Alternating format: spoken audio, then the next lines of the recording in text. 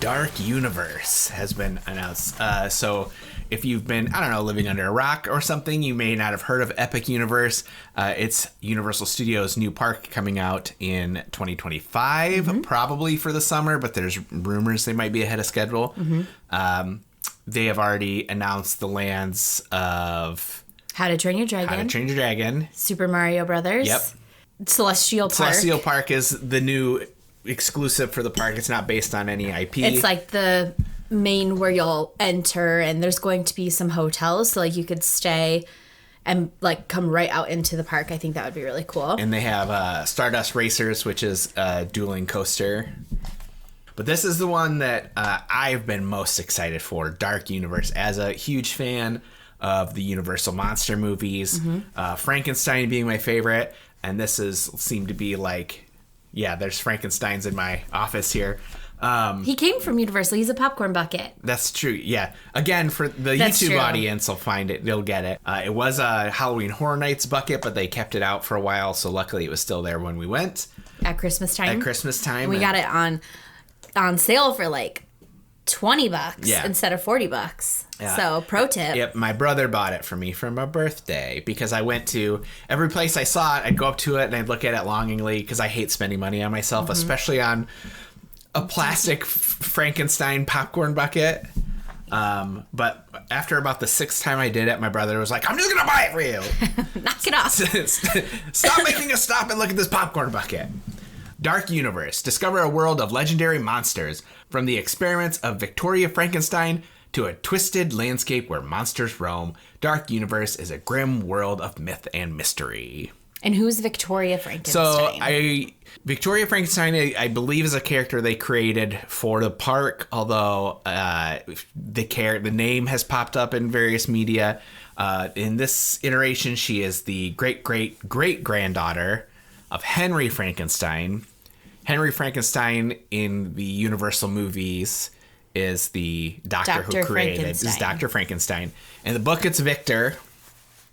Okay. And his friend is named Henry, and they switched those for the movies. I think it was because Universal thought Henry was a manlier name. That's the time. Then Victor, it's the 30s. So, anyways. Okay. No offense to Henrys or Victors out there, but that's a weird flex. I thought you were going to go into, actually, that's not Frankenstein. That's Frankenstein's monster. No, so I am 100% fine with people calling the monster Frankenstein, because there's a kind of a running theme in the book, and with the movies too, of Frankenstein being essentially the doctor's son. And basically the theme of Frankenstein, a lot of it anyways, is like Henry or Victor not taking responsibility for his creation. So he's essentially an absentee father to the monster. And, traditionally, sons have their father's last names. So if you want to call the monster Frankenstein, I'm not going to fight you on it. So I can fight other people who push their glasses up. Yeah.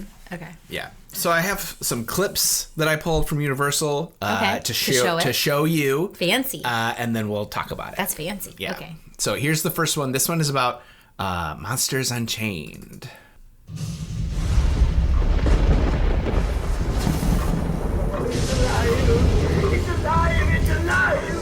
Monsters Unchained is going to be the most amazing monster ride ever built.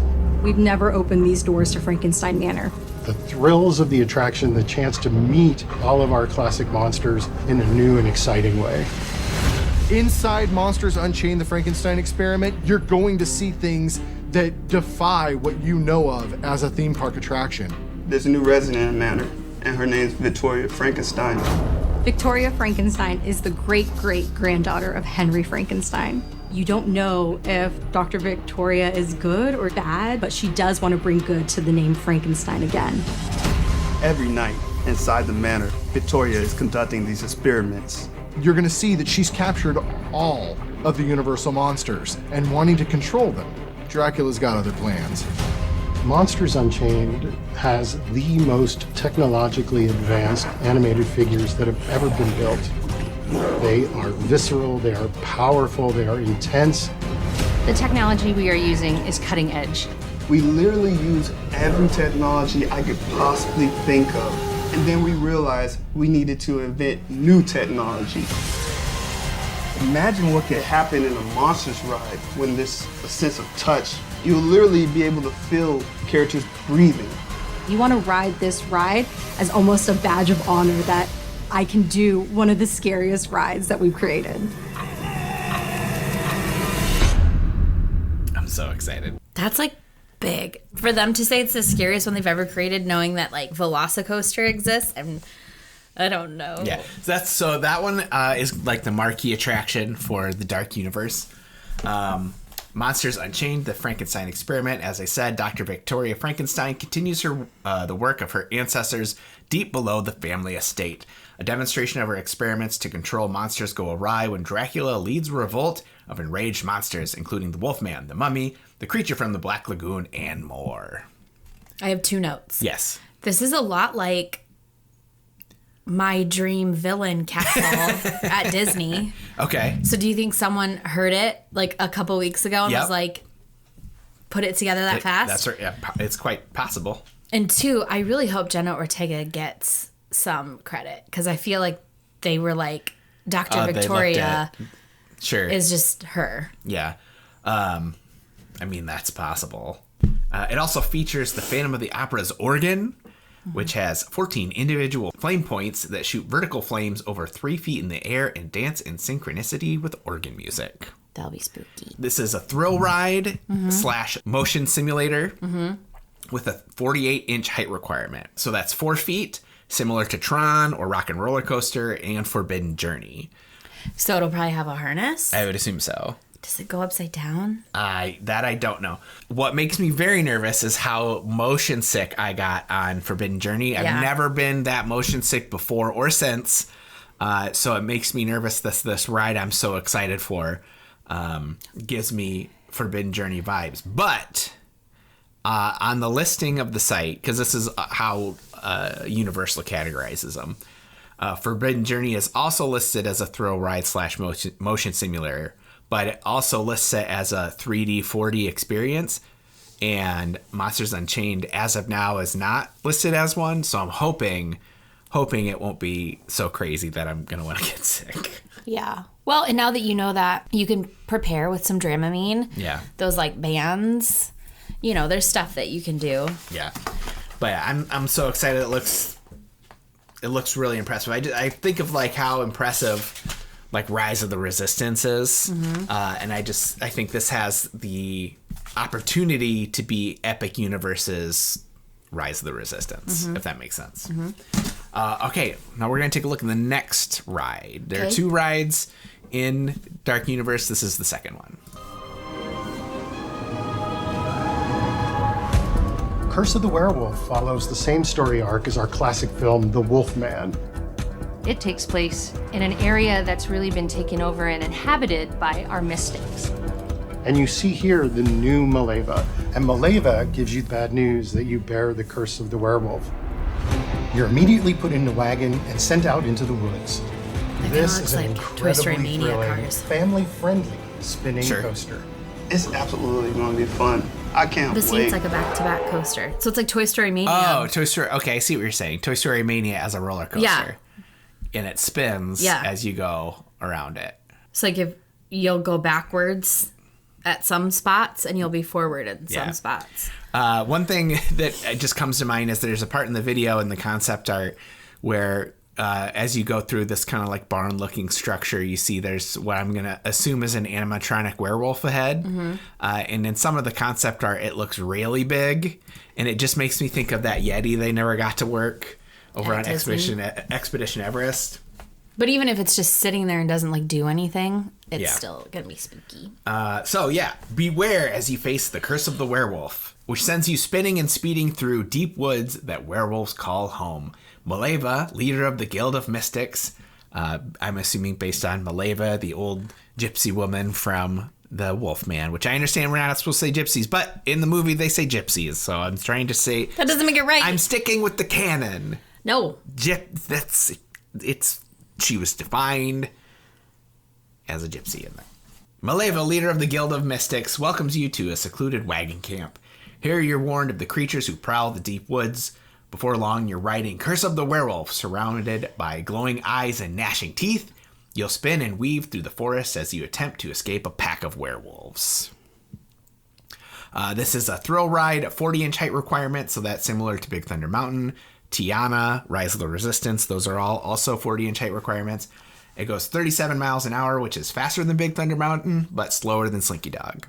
The Curse of the Werewolf. Looks fun. Ready to get into some eats? Yeah. Okay. Next is Das Steakhouse.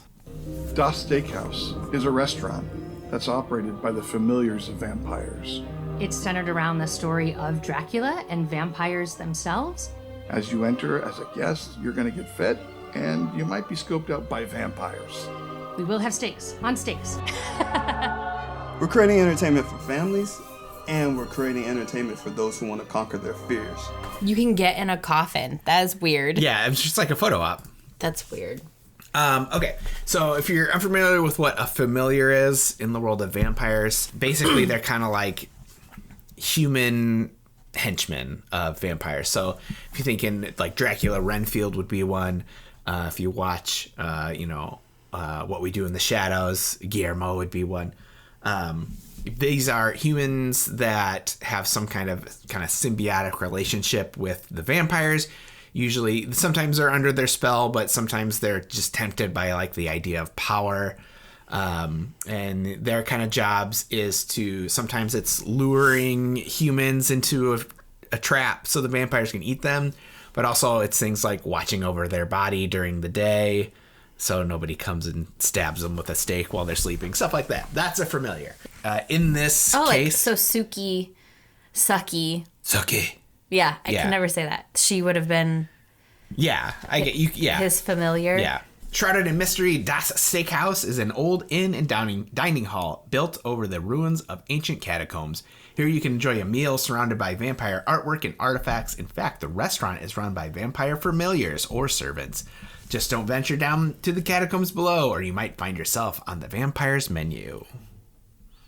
This is a quick... So are we supposed to go? Maybe. I don't know. We'll see. Interesting. This is a quick service, and there will be many paintings depicting the world of vampires from their point of view, painting them as the heroes in their stories, while displaying some of Darkmoor's history and referencing the architecture. That's the thing. Darkmoor is like the name of the village. Think of it as like Batu. Okay. Darkmoor. Okay? It's weird that it's a quick service if it's steak. I agree. In both the other restaurant, the one we're going to talk about here in a minute, is also a quick service. Well, to be honest, though, Universal doesn't do... There isn't really... They really don't do, experience, like, dining like that. Like, even 3 broomsticks and stuff, you, like, get your food and go sit. Yeah. Let's take a look at the next one, the final video I have for you. Burning Blade. It's weird that we'll take the Burning children Windmill here. is a classic part of Universal monster lore. And so when we created the Dark Universe, we knew that we had to create a burning windmill. There's the windmill right in front of you, and suddenly it bursts into flames. Inside the Burning Blade is a wonderful little tavern, and this is the place where the hounds hang out. The hounds are the monster hunters. You'll hear some tales, and their trophies are scattered about. So yeah, the Burning Blade is an old mill which Darkmoor Village's monster hunters have transformed into their hangout. While enjoying a menu of burgers, wings, bratwurst, pretzels, and specialty beverages, guests will hear stories of the infamous hounds, boastful hunters from beyond Darkmoor, all while surrounded by an impressive display of the monster heads they consider their trophies. This sounds neat because it's, it sounds like it's gonna have characters in it. Mm-hmm. It's almost like dinner theater kind of stuff. Cool. The windmill on top of the Burning Blade Tavern erupts into flames several times an hour. 2 types of fuel are used in different ratios, allowing for easy visibility to guests during both day and night. Cool. I hope it's randomly that it goes off. So flames... I'm sorry. You have different kinds of flames for the day, and then different kinds of flames for the night? Different gases will create different colors when burned. Oh, weird. Yeah. So I'm assuming it's, whatever makes the best spectacle during the day. And I don't know for a fact, but I would assume they do the same thing over at in Diagon Alley when the dragon goes off. Mm-hmm. Now I'm hoping the Burning Blade goes off randomly. I think it would be cool just to be like Rather than when the dragon goes off every 10 minutes. And then people just stand and wait for it. Yeah. Honestly, that would be so scary to... Maybe the way the dragon is, they know just so that like people don't get so terrified like underneath it and not expecting it. Yeah. All right, so where's some other cool stuff at Dark Universe? Okay, so guests can take home a piece of the immortal world of Dark Universe with commemorative merchandise and mementos from retail locations like Pretorius's, what is that? Yeah, you had it. Pretorius's Scientific Oddities. Yeah, so this sounds like it's just a shop. What is Pretorius, who is Pretorius? Dr. Pretorius is a character who came in The Bride of Frankenstein, so the second Frankenstein film. He was a fellow mad scientist who showed up on Frankenstein's doorstep and was like, I also do crazy stuff. Let's team up. And Frankenstein was like, I can't. I learned my lesson from the last movie. I won't do it. So he like goes away, and then Frankenstein monster, who you thought died in the first one, still alive. Spoiler. They find each other, and Frankenstein is now like learning to think and talk. So Pretorius and the Frankenstein monster team up, and they are like, Frankenstein, you need to help me create a bride for me, or else I'm gonna kill your wife. Fire. I kidnapped her. Okay. I think he kidnaps Frankenstein's wife. I don't remember that part. But anyways, that's who Dr. Pretorius is. Okay. People will say The Bride of Frankenstein is a better film than the first Frankenstein.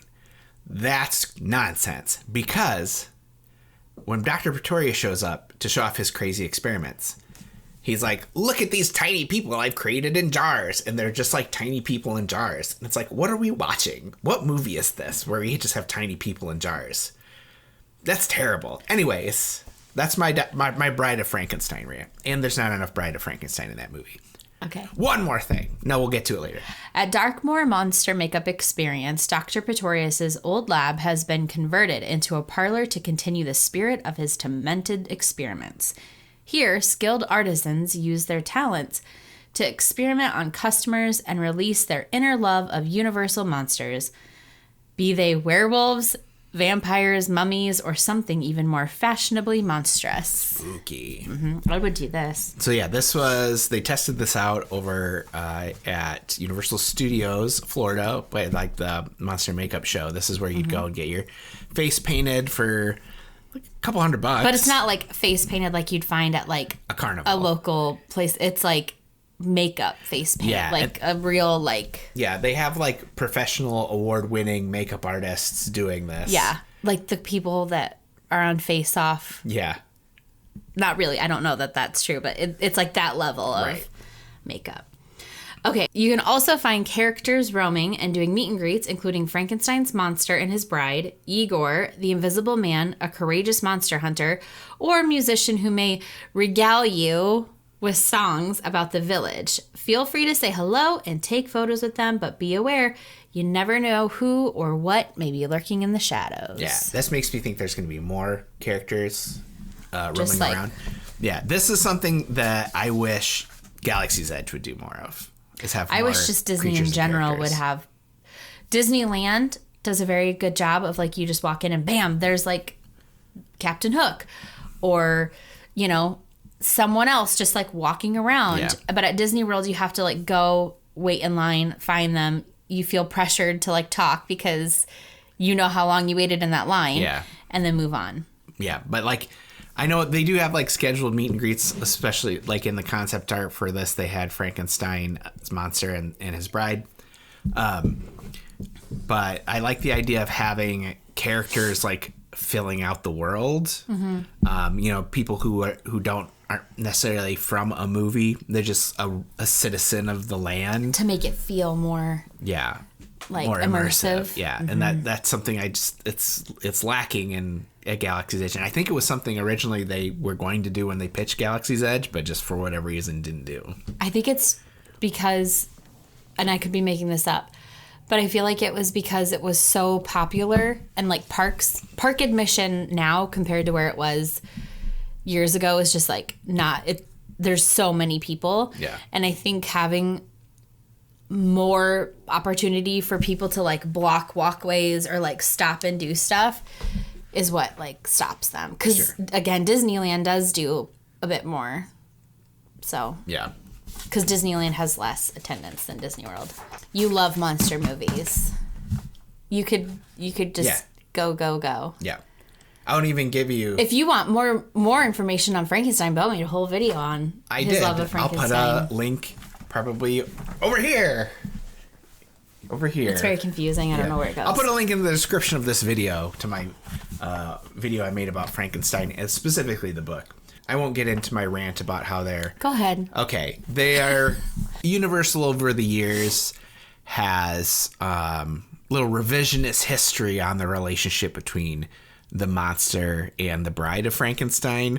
You always see them together. They kind of pitch them as this happy couple. So in the movie The Bride of Frankenstein, the bride only shows up in like the last 5 minutes of the movie. And Frankenstein, the monster is like, I made you. We're made together. You're mine now. And she's like, you're terrifying and I hate you. And then he's like, fine, then let's all die. And then he burns the castle and they all die. That's how the movie ends. That's the tragic romance of Frankenstein and the Bride. Anywho's. So yeah, I'm super rad. I'm super rad pumped. Super rad pumped. I'm super rad pumped. Put it on a hat. Hashtag super rad pumped. That's how I feel about the Dark Universe. It's like, I've already said when we do go, like, we are going to have to spend more than one day there because this is going to be one where you're going to be like, hey, there's other things to do here. And I'm going to say, no, it's all I've ever wanted was to be here. Please don't take me. I don't want to go see the new Harry Potter place. It sounds boring. We'll find out in a month when they reveal. Mm-hmm. Maybe that'll be super rad pumped. Who knows? It's going to be super rad pumped for a lot of people. Thanks for watching. If you're like us and you love Disney and Universal, make sure to check out the Big Thunder podcast, the wildest podcast in the wilderness. There's new episodes every week, and we're always playing fun but ultimately stupid games. We'll see you next time. And enjoy the ride.